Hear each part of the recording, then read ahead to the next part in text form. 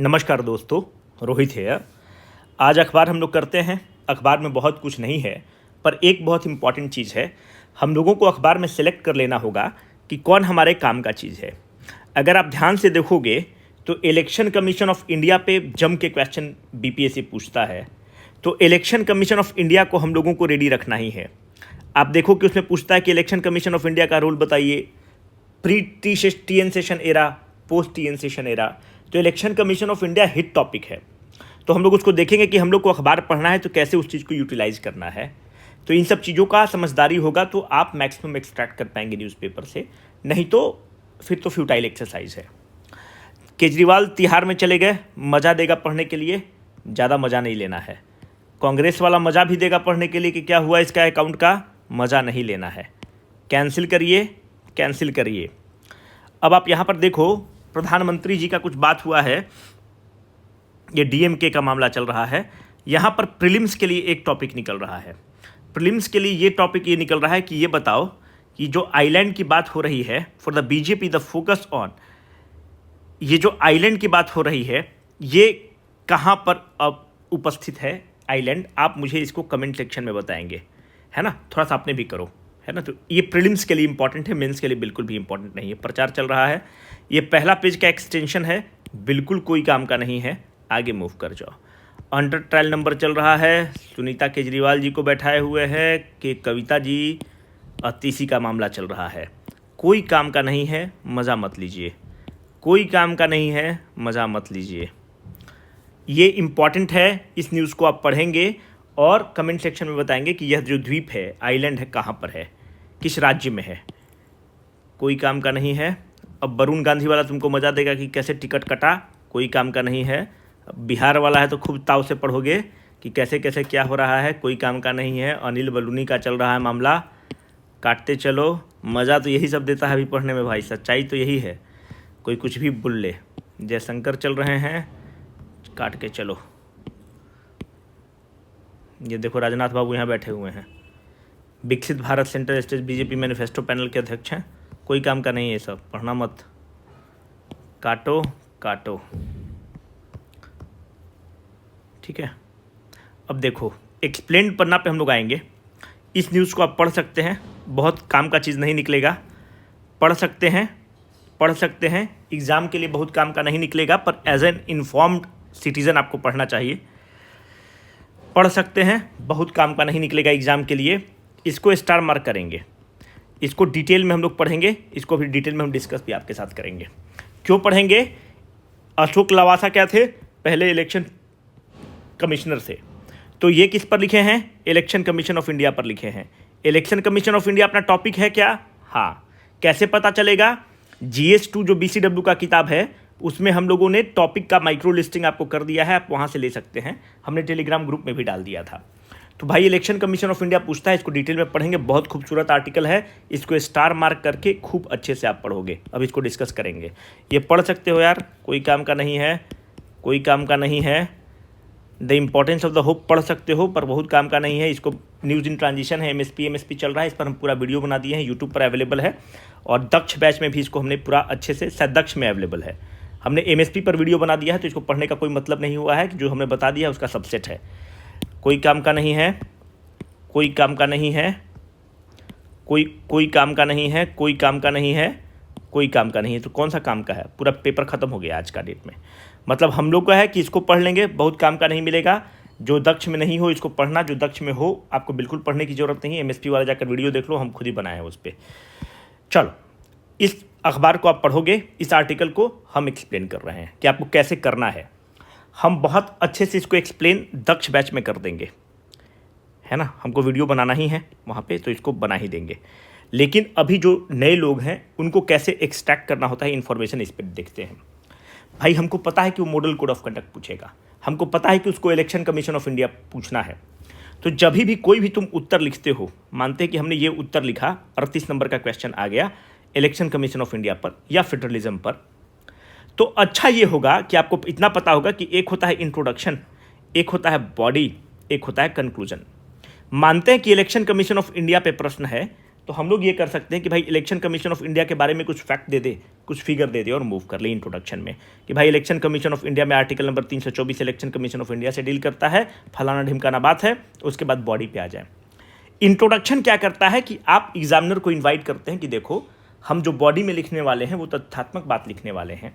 कैसे आप मेरी बात मानोगे? क्योंकि देखो हमको आर्टिकल नंबर 324 पता है, हमने एक फैक्ट से आपको स्टार्ट कर दिया और खत्म कर दिया। बॉडी में हम अपना उसका कंटेंट लिखेंगे जिस तरह का उसको डिमांड है। कंक्लूजन लिखना जरूरी है, इसलिए कंक्लूजन लिखना जरूरी होता है क्योंकि कंक्लूजन पढ़ने के बाद ही वो आपका नंबर को बैठाता है। तो कंक्लूजन के लिए मेरे पास समय नहीं है, तो हम क्या करेंगे कि अगर मानते हैं कि वो मॉडल कोड ऑफ कंडक्ट के बारे में पूछा है तो मॉडल कोड ऑफ कंडक्ट पे हम याद करके जाएंगे। हमको पता है कि भाई इलेक्शन कमीशन ऑफ इंडिया उसका हिट टॉपिक है, तो हम याद करके चले जाएंगे। इलेक्शन कमीशन ऑफ इंडिया पे हम याद करके चले जाएंगे। हम लोगों ने आपको कोट दे रखा है दक्ष बैच में, जैसे कि मॉडल कोड ऑफ कंडक्ट आने का चांसेस बहुत ज़्यादा है, तो हमने याद कर लिया है कि model code of conduct has no statutory backing but it continues to be effective because it has the moral sanctions of the public opinion and has evolved virtually as moral code of conduct। Model code of conduct की जगह यह moral code of conduct के रूप में evolve कर चुका है। तो ये कौन दिया है statement? Former chief election commissioner H Y. Qureshi दिए हैं। आपका आंसर इतना खूबसूरत हो जाएगा, इतना वैल्यू एडेड हो जाएगा कि एग्जामिनर को लगेगा कि बाप रे बाप, तुमने तो मेरे ज्ञान चक्षु को खोल दिए। यकीन मानो ये एक कोट तुमको 1 नंबर ज़्यादा दिला देगा। अगर मानते हैं कि 10 क्वेश्चन है, 20 क्वेश्चन है, मानते हैं कि आधा ही नंबर दिला रहा है और मानते हैं कि 10 क्वेश्चन में ऐसा हम लोग कर पाते हैं, तो हम सामने वाले कॉम्पिटिटर से 5 नंबर ज़्यादा लेकर आ गए और इस तरह से हम अपना रैंक सिक्योर करेंगे। तो कोड का महत्व है, कोड को आप लोग रेडी करिएगा। जो दक्ष में है आप लोग निश्चिंत रहिए, आप लोग को तो हम लोग कोड दे ही रहे हैं। तो ऐसे आप तैयार करेंगे अपने आंसर्स को readymade. Election commission of India पे, मॉडल कोड ऑफ कंडक्ट पे, नैम पे, फंडामेंटल राइट पे, डीपीएसपी पे, प्रेमबल पे, कॉन्स्टिट्यूशन पे, फेडरलिज्म पे, गवर्नर पे कोट रेडी होना चाहिए। तो ऐसे इसको स्टार्ट करोगे तो उस आर्टिकल को आप पढ़ना, पर हम थोड़ा सा आपको ब्रीफ ओवरव्यू देते हैं कि देखो मॉडल कोड ऑफ कंडक्ट होता क्या है। Model code of conduct a set of guidelines है, a set of the principles है। किसके लिए है? जब चुनाव होता है तो पॉलिटिकल पार्टी के लिए है, जो कैंडिडेट चुनाव लड़ रहा है उसके लिए है, जो IAS IPS जो ब्यूरोक्रेट्स हैं उसके लिए है कि आप फेयर रूप में करिएगा, और एक रूलिंग पार्टी के लिए खास करके है क्योंकि रूलिंग पार्टी को क्या है कि वो एसिमेट्री क्रिएट कर सकता है। क्यों एसिमेट्री क्रिएट कर सकता है? क्योंकि सारे मशीनरी उसके डिस्पोजल पर हैं। अगर आप देखोगे कि कोई DGP है उसको चेंज कर देता है इलेक्शन कमीशन, DM को चेंज कर देता है अगर उसको लगता है कि ये बायस्ड आदमी है। मानते हैं कोई DM है, यादव है, पंडित है, राजपूत है, शेड्यूल्ड कास्ट का है, अगर उसको लगता है कि ये पार्शियलिटी करेगा तो उस DM को चेंज कर लेगा, SP को चेंज कर लेगा। इलेक्शन कमीशन ऑफ इंडिया के पास इतना पावर है। तो कहने का मतलब है कि model code of conduct are a set of the guidelines, set of the provisions for the political party, for the candidate, for the bureaucrats, for the ruling party in the dispensation, so that the free and fair election is conducted, so that a level playing field is created, my dear friends. That is very important. Now the point is main objective of the model code of conduct क्या है? देखो main objective model code of conduct है कि हम free and fair election करा सके। क्यों free and fair election कराना जरूरी है? क्योंकि आपको पता है कि लोकतंत्र, democracy is the part of the doctrine of the basic structure. Doctrine of basic structure पे हमने बहुत अच्छा एक वीडियो बना दिया है, दक्ष वाले जरूर प्लीज देख लेना उसको। तो डॉक्ट्रिन ऑफ बेसिक स्ट्रक्चर एक बहुत इंपॉर्टेंट डॉक्यूमेंट है जो संविधान में कहीं नहीं लिखा हुआ है, सुप्रीम कोर्ट ने इसको इवॉल्व किया है। Doctrine of basic structure, Kesavananda Bharati case में डॉक्ट्रिन ऑफ बेसिक स्ट्रक्चर क्या कहता है? आप संविधान को चेंज कर सकते हैं, संविधान में आपको बदलाव करने की इजाजत है, पर आपकी उसकी मूल संरचना को नहीं बदल सकते हैं, मूल ढांचा को नहीं बदल सकते हैं। तो लोकतंत्र को आप खत्म करके राजतंत्र नहीं ला सकते हैं, मोनार्की नहीं ला सकते हैं, because democracy is the part और अ वेरी इंपॉर्टेंट फीचर और it is a main constituent of the doctrine of the basic structure. तो लोकतंत्र तो तभी रहेगा जब फ्री एंड फेयर इलेक्शन होगा। Hence free and fair election is the part of the basic structure of the constitution. Who is authorised to conduct the free and fair election? Election Commission of India is authorized to conduct the free and fair election under Article 3 to 4 of the Indian Constitution. तो model code of conduct क्या है? क्या इसका statutory banking है? तो पहला बात यह है कि इसका कोई स्टैट्यूटरी बैकिंग नहीं है। एक बहुत स्ट्राइकिंग फीचर है, कोई स्टैट्यूटरी बैकिंग नहीं है। तो कैसे फिर model code of conduct implement होता है? यह आम सहमति पर है। सारे पॉलिटिकल पार्टी एक सेट ऑफ गाइडलाइंस और रूल को एग्री कर गए हैं कि हम लोग इसको फॉलो करेंगे और यही मॉडल कोड ऑफ कंडक्ट है। तो मॉडल कोड ऑफ कंडक्ट जब लोकसभा का चुनाव होता है तो कहाँ कहाँ लागू होता है? तो पूरे देश में लागू होगा। जब विधानसभा का मानते हैं कि बिहार विधानसभा का चुनाव हो रहा है तो कहाँ लागू होगा? तो पूरे राज्य में लागू होगा। मानते हैं कि कोई बाई इलेक्शन हो रहा है तो कहाँ लागू होगा? उस कॉन्स्टिट्यूएंसी में लागू होगा। इस चीज़ को याद रखना। इलेक्शन कमीशन ऑफ इंडिया किसका किसका चुनाव कराता है? प्रेसिडेंट का कराता है, वाइस प्रेसिडेंट का कराता है, मेंबर ऑफ पार्लियामेंट का कराता है और मेंबर ऑफ लेजिस्लेटिव असेंबलीज का कराता है और एमएलसी का कराता है। तो election commission of India MCC को इंप्लीमेंट करता है। नाउ द क्वेश्चन इज कि जो 2024 का जो चुनाव हो रहा है ये कैसे क्या हो रहा है, थोड़ा सा हम लोग देख लेंगे तो हम लोगों को आइडिया रहेगा। थोड़ा हम फास्ट कर रहे हैं क्योंकि आज थोड़ा सा मैं व्यस्त हूँ। देखो 7 चरण में चुनाव होना है टोटल। जो अभी वाला चुनाव हो रहा है पार्लियामेंट का 7 चरण में चुनाव होगा। कब से होगा? 19 अप्रैल से होगा। कब तक चलेगा? हमको लगता है कि ये 1 जून तक चलेगा। और इसका रिजल्ट कब आना है? जून 4 को इसका रिजल्ट आना है। तो मॉडल कोड ऑफ कंडक्ट कब होगा? From the date of the announcement of, मतलब जब से हमने date of the announcement of the election, मतलब अगर हमने 1 तारीख को अनाउंस कर दिया कि भाई इलेक्शन जो है 19 अप्रैल से होगा तो उस दिन से मॉडल कोड ऑफ कंडक्ट लागू होगा। कब तक लागू होगा? जब तक रिजल्ट नहीं निकलेगा तब तक लागू होगा। मॉडल कोड ऑफ कंडक्ट में आप क्या करेंगे? सरकार कोई भी नया स्कीम को नहीं लॉन्च कर सकती है, सरकार कोई नया प्रोजेक्ट नहीं लॉन्च कर सकती है, सरकार कोई भी भड़काऊ या कोई भी पॉलिटिकल पार्टी भड़काऊ भाषण नहीं दे सकता है। जैसे ये हम आपको बोल रहे होंगे तो आपको हंसी आ रहा होगा कि क्या बात करते हैं, खूब तो होता है। कोई भी पार्टी और पॉलिटिकल पार्टी मस्जिद का जिक्र नहीं करेगा, मंदिर का जिक्र नहीं करेगा, क्योंकि वैमनस्यता को बढ़ावा देगा। तो हेट स्पीच, मंदिर, मस्जिद, रिलीजियस इंस्टीट्यूशंस को नहीं लाएंगे। आपको पता ही होगा कि धड़ल्ले से एमसीसी का वायलेशन होता है और इसी पर यह कहा जाता है कि MCC is a Toothless tiger.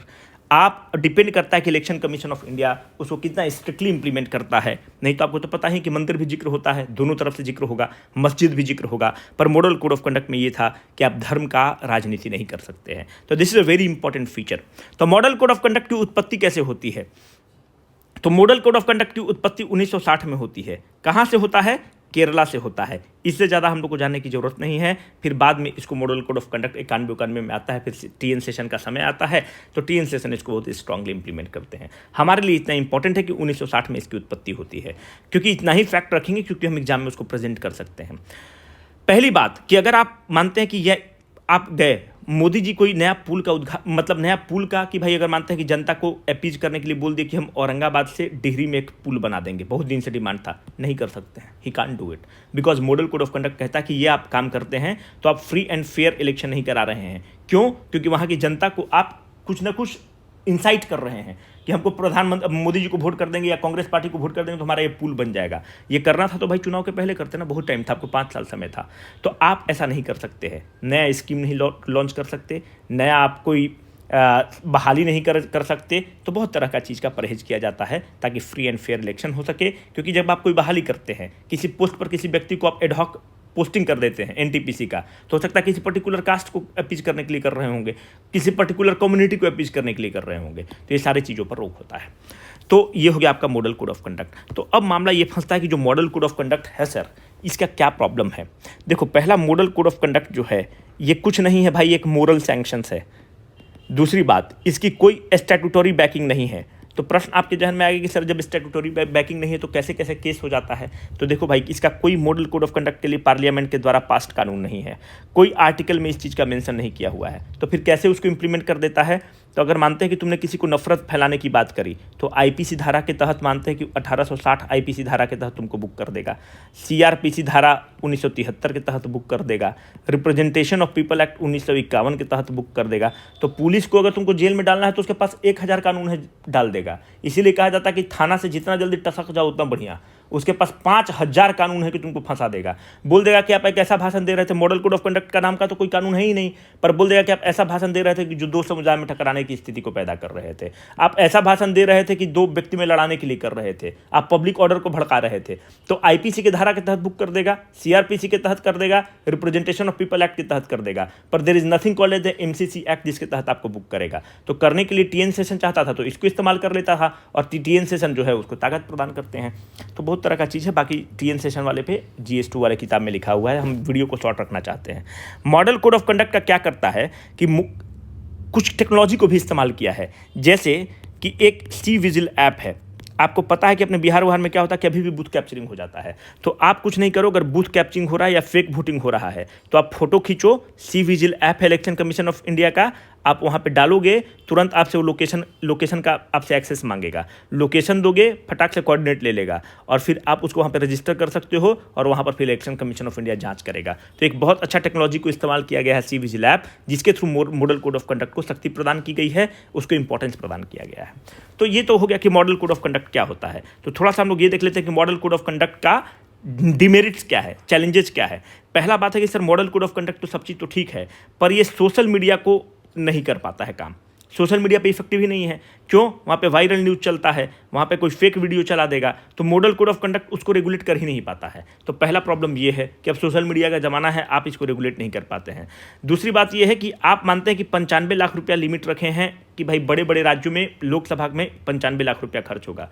आपको पता है कि 9.5 करोड़ रुपया से कम में तो लोकसभा का चुनाव लड़ ही नहीं सकते हैं। तो model code of conduct candidate के एक्सपेंडिचर को नहीं रोक पाता है, तो फेल कर गया ना। कहाँ से फ्री एंड फेयर इलेक्शन तुम करा पाए भाई? फ्री एंड फेयर इलेक्शन तो तब होगा कि मानते कि एक्स पार्टी भी 95 लाख रुपया खर्चा करता, वाई पार्टी भी 95 लाख रुपया खर्चा करता। जो 9.5 करोड़ रुपया खर्चा किया है, क्या किया है? दारू बांटा है, मुर्गा बांटा है। तो आप एक्सपेंडिचर पर लगाम नहीं लगा पाते हैं, आप सोशल मीडिया पर लगाम नहीं लगा पाते हैं, तो आप फेल कर गए।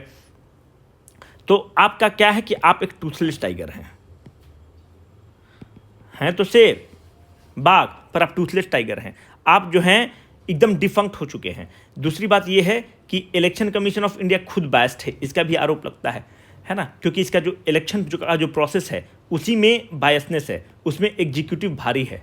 आपको तो पता है ना कि इलेक्शन कमीशन ऑफ इंडिया में कौन करेंगे? प्राइम मिनिस्टर साहब करते हैं, उनके द्वारा अपॉइंटेड एक कैबिनेट मिनिस्टर करेगा, लीडर ऑफ अपोजिशन लोकसभा करेगा। तो भाई दो तो यही लोग हैं, प्रधानमंत्री उनके कैबिनेट, तो इनके विरोध और डिसेंट से क्या ही होने वाला है। तो ऑब्वियसली है कि वो प्रो सरकार आदमी रहेगा, ठीक है। तो ये एक इंपॉर्टेंट एस्पेक्ट है जिसको आप देख सकते हो। तो अब प्रश्न ये उठता है कि सर वे फॉरवर्ड क्या होगा, ये हमको बता दीजिए। तो वे फॉरवर्ड याद रखना, पहला हम लोग अपना कुछ वे फॉरवर्ड देंगे ही नहीं।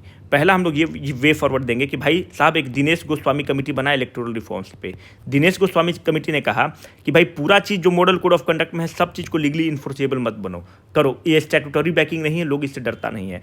कुछ प्रावधान को स्टैट्यूटरी बैकिंग दे दो, जैसे कि अगर हेट स्पीच कोई फैलाया है, हिंदू मुसलमान के नाम पर वोट लिया है, डरा के लिया है, धमका के लिया है, तो उसको लीगली इन्फोर्सेबल कर दो, उसको सीधा जेल में डाल दो। तो दिनेश गोस्वामी का नाम लेके निकाल लेना है। दूसरा इंपॉर्टेंट बात कि जो भी मॉडल कोड ऑफ कंडक्ट का वायलेशन होता है, साल 10 साल केस चलते रहता है, अगला चुनाव में भी चलते रहता है, उसके लिए स्पेशल कोर्ट बना दो, फास्ट ट्रैक कोर्ट बना दो कि मॉडल कोड ऑफ कंडक्ट का वायलेशन अगर आप किए हैं तो आपकी सदस्यता चली जाएगी, आप पर हम पेनाल्टी लगा देंगे कि आप 10 साल तक चुनाव नहीं लड़ेंगे। तो फास्ट कोर्ट बनाने की जरूरत है, ये बहुत एक इंपॉर्टेंट हो सकता है। दूसरी बात, इलेक्शन कमीशन ऑफ इंडिया को मॉडल, कुछ लोग कह सकता है कि उसको इलेक्शन जो स्टैट्यूटरी बैकिंग भी देने की जरूरत नहीं है। इलेक्शन कमीशन ऑफ इंडिया के तहत clause 16A of election symbol reservation and allotment act के तहत उसके पास ये पावर है कि अगर कोई भी पॉलिटिकल पार्टी हेट स्पीच फैलाता है, मॉडल कोड ऑफ कंडक्ट को वायलेट करता है, तो उस पॉलिटिकल पार्टी की तुम सदस्यता भी खत्म कर सकते हो, उस कैंडिडेट को बीच में ही तुम लौटा सकते हो। तो भाई तुम इस प्रावधान को यूज करो ना, क्यों मर रहे हो कि मॉडल कोड ऑफ कंडक्ट को स्टैट्यूटरी बैकिंग दे दो, है ना। आपके पास ऑलरेडी प्रावधान है 16 clause A election symbol reservation and allotment act, उसको इस्तेमाल करो, इन लोगों को कैंसिल कर दिया करो। चौथा इंपॉर्टेंट पॉइंट हम लोग इस्तेमाल कर सकते हैं कि भाई इसको जो है ना कि institution is known by the person who is sitting over there. बहुत सारा प्रावधान है, आईपीसी का प्रावधान है, सीआरपीसी का प्रावधान है, रिप्रेजेंटेशन ऑफ पीपल एक्ट के तहत प्रावधान है, इसके तहत प्रावधान है। इसी को इस्तेमाल करिए और बहुत न्यूट्रली और ईमानदारी से इम्पोज करिए, न्यूट्रलिटी को मेंटेन करिए, तो अपोजिशन भी बात मानेगा और जो सत्ता पक्ष है वो भी बात मानेगा। तो इतना काफ़ी हो सकता है। और मन है तो और लिख लो कि 2013 का एक standing committee of the parliament बना लॉ एंड जस्टिस पर। Standing committee of the parliament on law and justice ने ये कहा है कि हम लोगों को ज़रूरत है कि हम लोग लीगल सैंक्शन दे दें मॉडल कोड ऑफ कंडक्ट को। तो हमने अपना कुछ भी बात नहीं बोला, एक दिनेश गोस्वामी जी के नाम पर खेल गए, एक हम 16 क्लॉज ए पर खेल गए, एक हम लोग ये बोल दिए कि स्पेशल टास्क फोर्स बना, स्पेशल फास्ट कोर्ट बना दो, और हम लोग एक standing committee of the parliament पे खेल गए कि वे फॉरवर्ड में ये कहता है। सब बात एक ही है, बोल के बड़ा बड़ा नाम करके निकल गए। ये सब मेरे कीवर्ड्स हैं। अब एग्जामिनर को लगा कि अरे बाप बाप, स्टैंडिंग कमेटी का भी बात किया है, 16 क्लॉज ए का भी बात किया है, फास्ट ट्रैक कोर्ट का भी बात किया है, Dinesh Goswami electoral committee electoral reform पे आते हैं। तो इस तरह से करके हम लोगों को निकाल देना चाहिए। तो इस तरह से तैयार रहना है। मेन वीडियो बनाने का मतलब ये है हमारा कि आपको इस तरह के कोट्स के साथ रेडी होना चाहिए, बहुत हैंडी होगा। जो माइक्रो लिस्टेड टॉपिक हमने GS2 में दिया है, इन कोड को आप रेडी रखिए। यकीन मानिए मेंस के समय आप धन्यवाद बोलेंगे। Signing off for the day, Rohit.